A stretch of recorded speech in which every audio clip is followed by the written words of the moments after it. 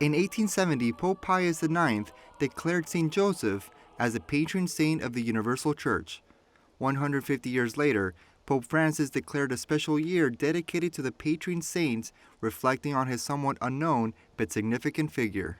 Dio gli ha affidato i tesori più preziosi, Gesù e Maria, e lui ha corrisposto pienamente con fede, con coraggio, con tenerezza, con cuore di padre.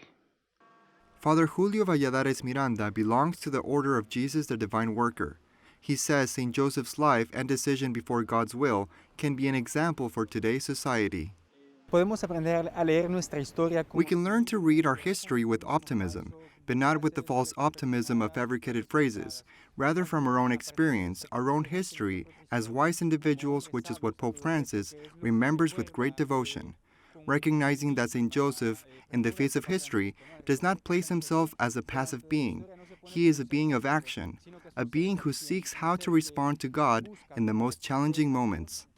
Pope Francis wants the apostolic letter Patris Corde, with a father's heart, to be the guide for this year. In it, he explains that the two evangelists who made his figure evident, Matthew and Luke, refer very little, but enough to understand what kind of father he was, and the mission entrusted to him.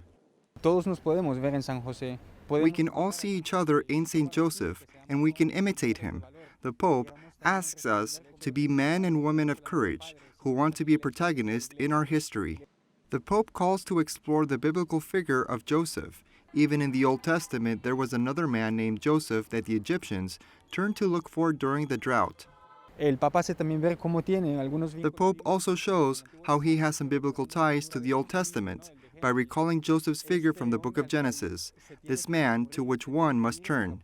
One must also go to him to find answers, words of encouragement, and to be able to respond even to present-day needs.